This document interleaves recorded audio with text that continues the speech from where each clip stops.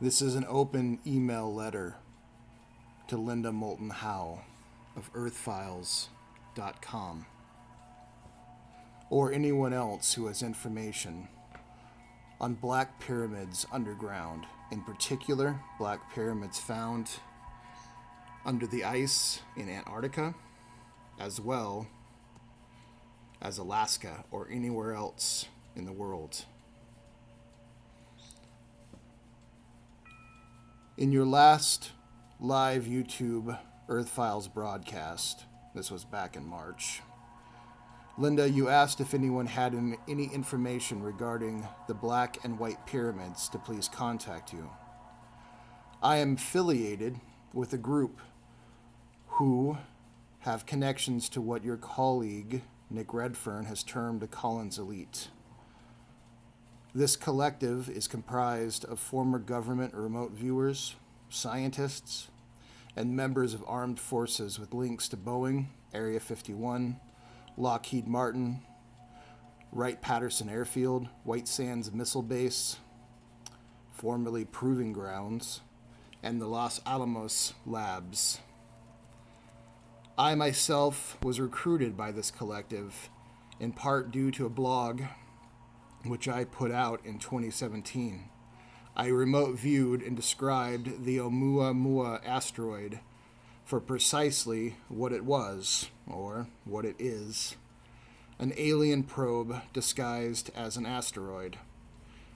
It is demonstrable that I was likely the first remote viewer to publicly make this claim, and every other bit of information that has come out has supported this claim wholeheartedly. I have received private emails and messages from scientists, physicists, and psychics from all over the world, stunned at my clarity.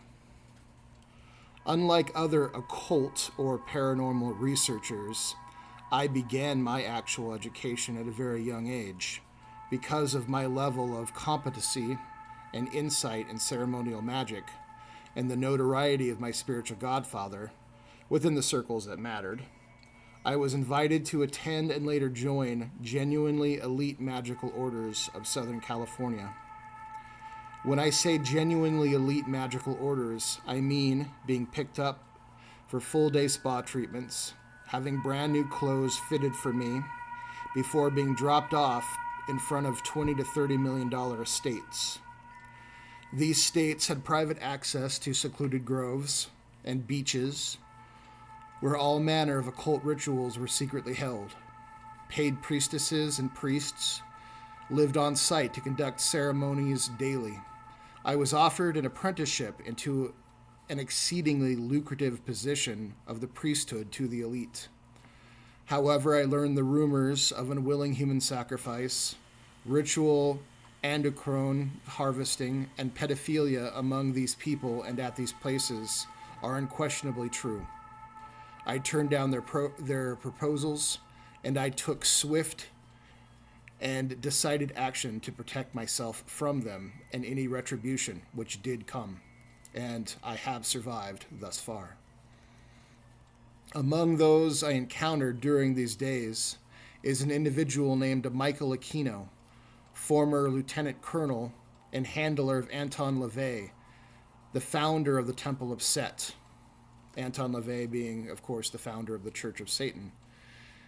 Michael Aquino was head of the Psychological Warfare Department during Vietnam, and in many ways is the driving force behind what we know as MKUltra today. I was instructed by my spiritual godfather to, whenever possible, be within earshot of Michael Aquino.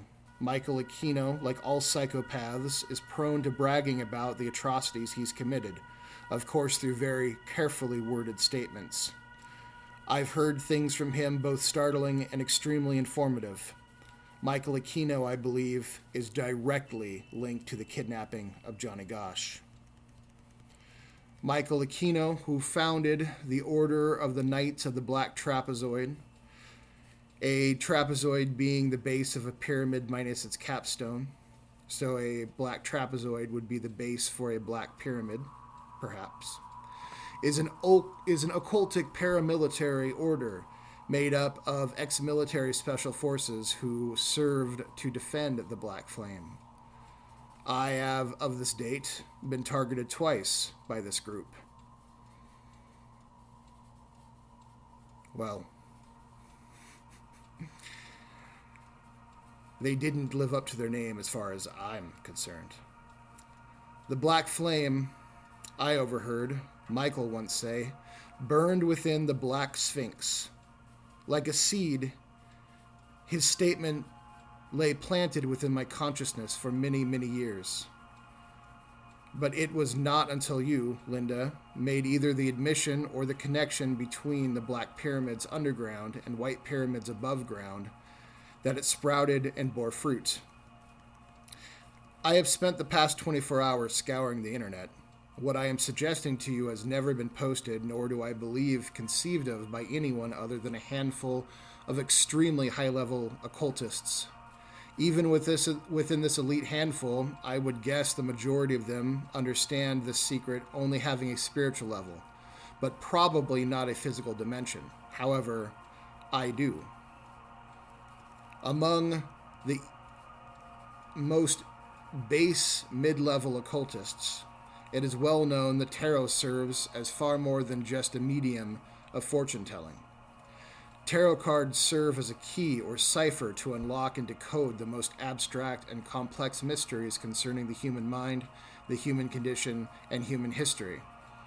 However, knowing that, I would say 99% of all occultists still don't understand what past that might mean.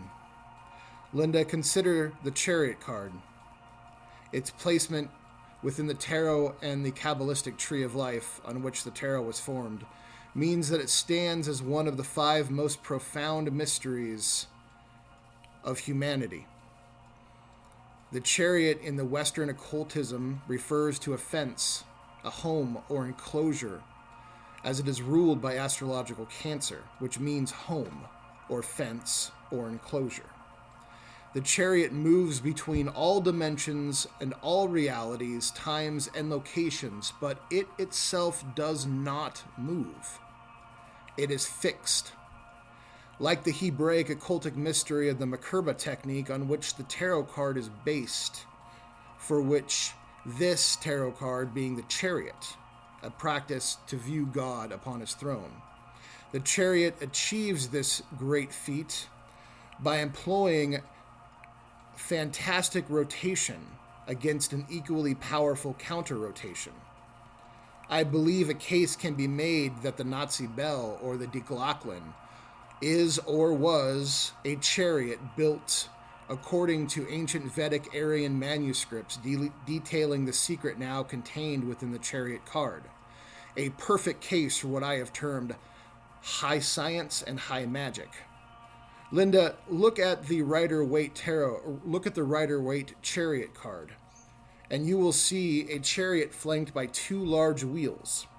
The chariot is in a constant state of non-motion motion. The driver's face is fixed and focused. He directs and steers the chariot, but yet does not drive it. And what lay in front of both of the wheels? A white and a black Sphinx.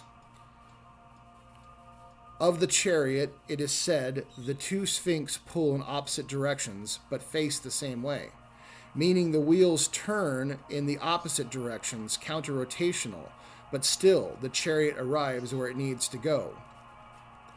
Of the chariot's most profound mysteries, never before spoken of or put into print outside of a specific magical order, a magical order for which I belong, the 2 Sphinx are understood to be resting and purring.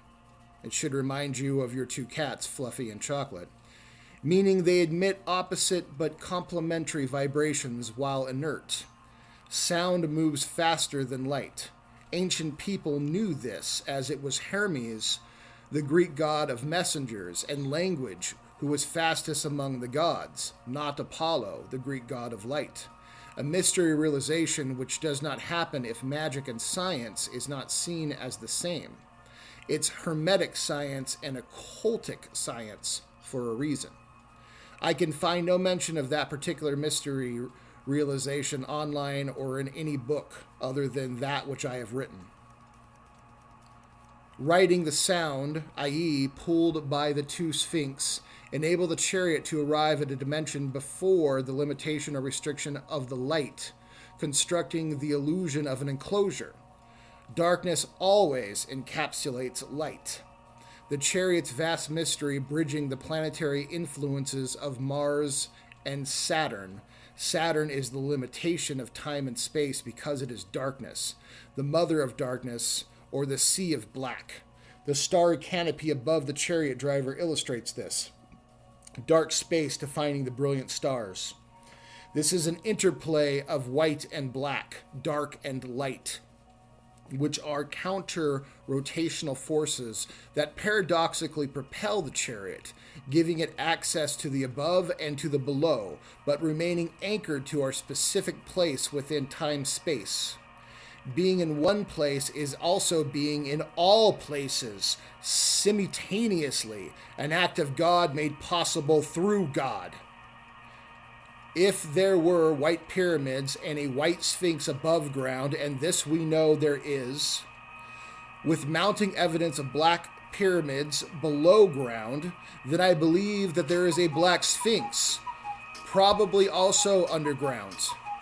Through remote viewing, I have seen that specific white pyramids are linked to precise black pyramids. Their counter-rotational frequencies play off each other and produce a hum, which powers both. I believe this is the mystery humming or engine sound reported by both Spartan 1 and 2 through remote viewing. I can barely make out the Black Sphinx. It is highly elusive and protected by a dense shield of obscuring energy. It is still vibrating, but kept, perhaps on purpose, just out of step, somehow from the White Sphinx. The two Sphinx are being prevented from interacting as they once did. In turn, I believe this affects the ability of the white and black pyramids to resonate with one another as powerfully as they once did. Linda, I want to refocus your attention to the Rider-Waite Chariot card. There is an emblem on the crest of the chariot which displays a winged solar disk, and directly underneath a dreidel, or Jewish spinning top. Like the prayer wheels in Tibet, dreidels typically have Jewish letters on them. When spun, the dreidel is said to speak those letters.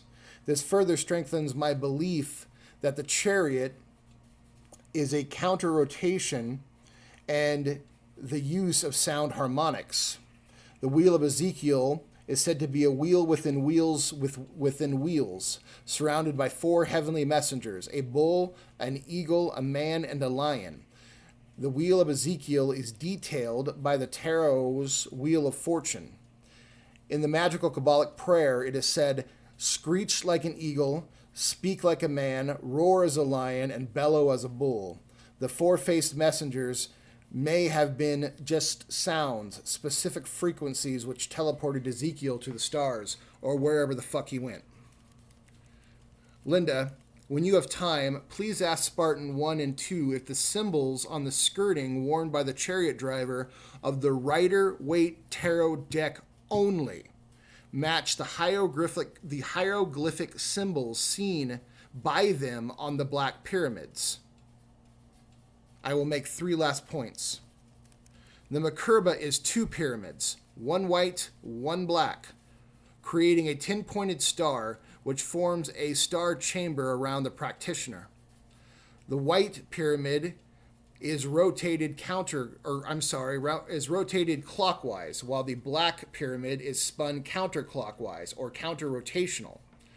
First by commanding them and then visualizing the spins. God said, "Let there be light," so sound before light, sound faster than light. The world must be spoken into existence before light can shine upon it, allowing it to be seen. 2 intercepting triangles make a 6-pointed star, which is also representative of a wheel, or the wheel of the chariot, which I believe is Ezekiel's wheel. These wheels, or parts of wheels in their pyramid form, are pulled by the Sphinx. Thereby, the Sphinx directs the power of the pyramids. The black Sphinx, being somehow blocked from its communication with the white Sphinx for whatever reason, prevents the full integration of black and white pyramids from spinning together as Mekrebas.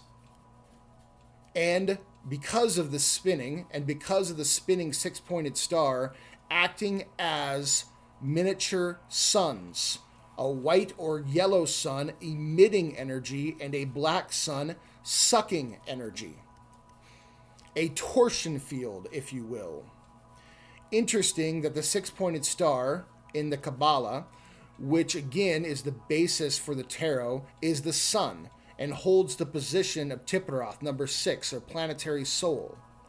Curious that two pyramids, white and black, are needed to make a whole wheel. On the emblem of the chariot, we see a winged solar disk above a dreidel, but nothing directly underneath the dreidel. Above the white pyramids, which are above ground, is the sun we see every day. The sun puts out more electromagnetic energy than anything else we know. But, as with every pole, there must be a negative to its positive. Is it any wonder why the symbol for the black sun appears on the black pyramids? According to Spartan 1 and 2, I believe the black pyramids are attuned to the black sun.